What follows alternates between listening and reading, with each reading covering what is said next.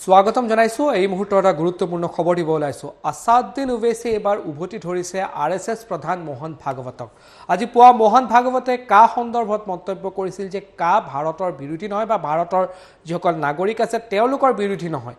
আৰু ইয়াক বিৰোধীয়ে কেৱল মুছলমান বিৰোধী বুলিহে কৈ এক বেলেগ পৰিস্থিতি ৰাজ্যত বা দেশত সৃষ্টি কৰিছিল বুলি মোহন ভাগৱতে মন্তব্য কৰিছিল এটা মোহন ভাগৱতক উভতি ধৰিছে আসাদুদ্দিন ওৱেইছি আৰু তেওঁৰ টুইটাৰত তীব্ৰ সমালোচনা কৰি প্ৰশ্ন উত্থাপন কৰিছে মোহন ভাগৱতৰ মন্তব্যৰ ওপৰত এই ব্ৰেকিং নিউজটো এই মুহূৰ্তত আমি আপোনালোকলৈ আগবঢ়াইছো যে টুইটাৰত মোহন ভাগৱতক প্ৰত্যুত্তৰ আসাদুদ্দিন ওৱেইছি আৰু বিশেষকৈ কা এনআৰসি প্ৰসংগত ওৱেইছিয়ে উভতি ধৰিছে আৰএছএছ প্ৰধান মোহন ভাগৱতক আৰু তেওঁ মন্তব্য কৰি কৈছে টুইটাৰত তেওঁ মন্তব্য কৰি কৈছে যে আমাক বিপথে পৰিচালিত কৰিবলৈ আমি শিশু নহয় এই মন্তব্য টুইটাৰত আসাদুদ্দিন ওৱেইছিৰ তাৰ লগতে তেওঁ মন্তব্য কৰি কৈছে যে যদিহে কা মুছলমান বিৰোধী নহয় তেন্তে আইনৰ পৰা সকলো ধৰ্মৰ কথাই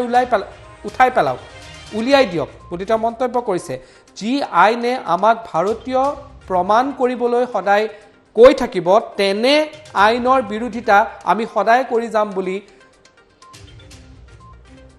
আসাদুদ্দিন ওৱেইছিয়ে টুইট যোগে মন্তব্য কৰিছে আৰু মোহন ভাগৱতক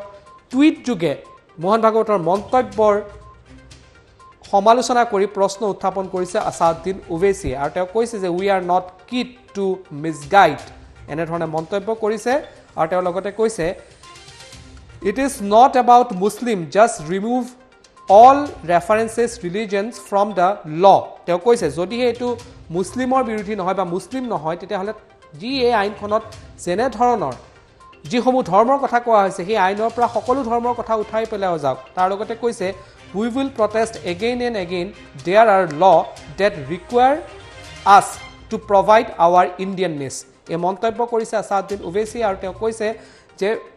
মুছলমানসকলক বা মুছলিমসকলক এনে আইনৰ মাধ্যমেৰে যি আইনে তেওঁলোকৰ ভাৰতীয়তাৰ ওপৰত প্ৰশ্ন উত্থাপন কৰে ভাৰতীয়তাক লৈ তেওঁলোকৰ প্ৰশ্ন উত্থাপন কৰে তেনে আইনৰ বিৰোধিতা সদায়ে কৰি যাব বুলি মন্তব্য কৰিছে আৰু এই ধৰণে টুইট যোগে আৰএছএছ প্ৰধান মোহন ভাগৱতৰ মন্তব্যৰ উত্তৰ দিছে আসাদুদ্দিন ওৱেইছি আৰু তীব্ৰ সমালোচনা কৰি কৈছে যে আমাক মিছগাইড কৰিবৰ বাবে আমাক বিপথে পৰিচালিত কৰিবৰ বাবে আমি শিশু নহয় বুলি মন্তব্য কৰিছে আসাদুদ্দিন ওৱেইছি আৰু আজি মোহন ভাগৱতে কা সন্দৰ্ভত মন্তব্য কৰি কৈছিল যে কাক এনেকুৱা এটা ইয়াত ৰূপ দিয়া হ'ল এইটো এটা মুছলিম বিৰোধী আৰু তাৰ পাছতেই এনেধৰণৰ ৰূপ দিয়াৰ পাছত সমগ্ৰ দেশতে প্ৰতিবাদ হৈছিল আৰু এই প্ৰতিবাদ বেলেগ দিশলৈ গতি কৰিছিল বুলি আজি বিজয়া দশমীৰ ভাষণত আৰএছএছ প্ৰধান মোহন ভাগৱতে মন্তব্য কৰিছিল আৰু তাৰ পাছতে এবাৰ আসাদুদ্দিন ওৱেইছিয়ে টুইট যোগে মোহন ভাগৱতক প্ৰত্যুত্তৰ দি সুধিছে যে যদিহে মুছলিম বিৰোধী নহয় তেতিয়াহ'লে সকলো ধৰ্মৰ যি ধৰ্মৰ কথা কোৱা হৈছে সকলো ধৰ্মৰ কথাই সেই আইনৰ পৰা উঠাই দিয়া যাওক আৰু তাৰ লগতে তেওঁ গুৰুত্বপূৰ্ণ মন্তব্য কৰি কৈছে যে যি আইনে তেওঁলোকক অৰ্থাৎ মুছলিমসকলৰ ভাৰতীয়তাৰ ওপৰত সদায় প্ৰশ্ন উত্থাপন কৰিব তেনে আইনৰ বিৰোধিতা তেওঁ সদায় কৰি যাব বুলি আসাদুদ্দিন ওৱেইছিয়ে টুইটাৰ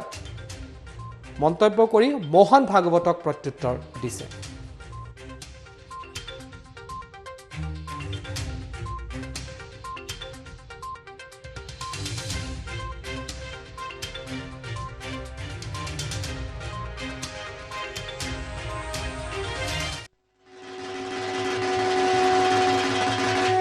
দুৰ্গা পূজা মানে উৎসৱৰ বতৰ